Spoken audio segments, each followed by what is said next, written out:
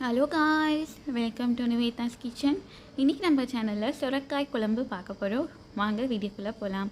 அதுக்கு முன்னாடி நம்ம சேனலை மறக்காமல் சப்ஸ்கிரைப் பண்ணிவிடுங்க. பக்கத்தில் இருக்க பெல் ஐக்கானையும் தட்டி விட்டுருங்க.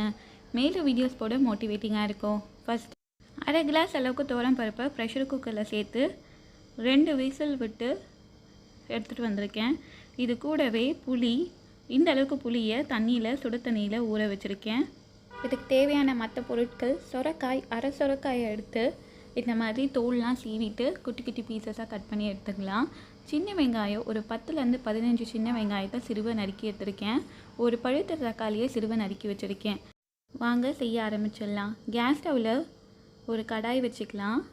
இந்த கடாயில் 1.5 டேபிள் ஸ்பூன் அளவுக்கு எண்ணெய் சேர்த்துக்க போகிறேன். கடலை எண்ணெய் சேர்த்துருக்கேன். எண்ணெய் நல்லா சூடாயிட்டக்கப்புறம் கட் பண்ணி வச்சுருந்த சின்ன வெங்காயத்தை சேர்த்துக்கலாம். சின்ன வெங்காயம் இன்னும் டேஸ்ட்டு தரும் குழம்புக்கு, அதனால் சின்ன வெங்காயம் சேர்த்துக்கலாம்.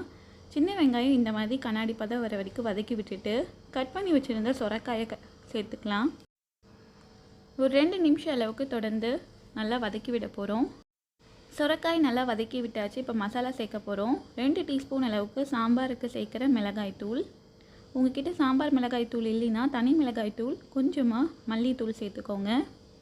சேர்த்துட்டு மசாலாவோட பச்சை வாசனை போகிற வரைக்கும் நல்லா வதக்கி விட்டுடலாம். இப்போ கட் பண்ணி வச்சுருந்த தக்காளி கூடவே கொஞ்சமாக உப்பு சேர்த்துட்டு, தக்காளி ரொம்ப நேரம் வதக்கணும்னு அவசியம் இல்லை, நல்லா கலந்து விட்டாலே போதும்.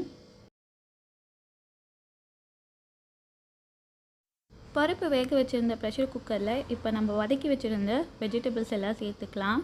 சேர்த்துட்டு புளி தண்ணி சேர்த்துக்க போகிறேன். இது கரெக்டாக ஒரு 1/2 கிளாஸ் அளவுக்கு வரும். புளி தண்ணி சுடு தண்ணியில் ஊற வச்சதால் சீக்கிரமாக நம்மளால் கரைக்க முடியும். புளி தண்ணி சேர்த்துட்டு உப்பு கரெக்டாக இருக்கான்னு பார்த்துட்டு கலந்து விட்டுடலாம். இப்போ லிட் போட்டு க்ளோஸ் பண்ணிவிட்டு லோக்கும் மீடியமுக்கும் நடுவில் ஃப்ளேமில் வச்சுட்டு ஒரு விசில் விட்டு எடுத்துடலாம். ஒரு விசில் வந்தாச்சு, ப்ரெஷரும் குறைஞ்சாச்சு. இப்போ ஓப்பன் பண்ணி பார்க்கலாம். பாருங்கள், காயெல்லாம் நல்லா வெந்து வந்திருக்கு. இதை ஒரு பவுலில் ட்ரான்ஸ்ஃபர் பண்ணிவிட்டு இப்போ தாளிப்பு கொடுத்துடலாம். குழம்புக்கு தாளிப்பு கரண்டியில் 1 டேபிள் ஸ்பூன் அளவுக்கு எண்ணெய், கடலை எண்ணெய் நல்லா சூடாயிட்டக்கப்புறம் 1 டீஸ்பூன் அளவுக்கு கடுகு நல்லா பொரிஞ்சிட்டக்கப்புறம் கறிவேப்பிலை, கொஞ்சமாக வடகம் சேர்த்துருக்கேன். இப்போ நம்ம ரெடி பண்ணி வச்சுருந்த சாம்பாரில் சேர்த்துடலாம். இது கூட ஃபினிஷிங் டச் கொஞ்சமாக கொத்தமல்லி. ரொம்பவே சுவையான சொரக்காய் சாம்பார் ரெடி ஆகிடுச்சு. இந்த சொரக்காய் சாம்பார் அடிக்கடி எடுத்துக்கோங்க. வாரத்துக்கு ஒரு முறையாவது. உடம்புல சூடுன்னு சீக்கிரமாக தணிஞ்சிடும். இந்த சொரக்காய் சாம்பார் ட்ரை பண்ணி பார்த்துட்டு உங்கள் கமெண்ட் சொல்லுங்கள். தேங்க்ஸ் ஃபார் வாட்சிங்.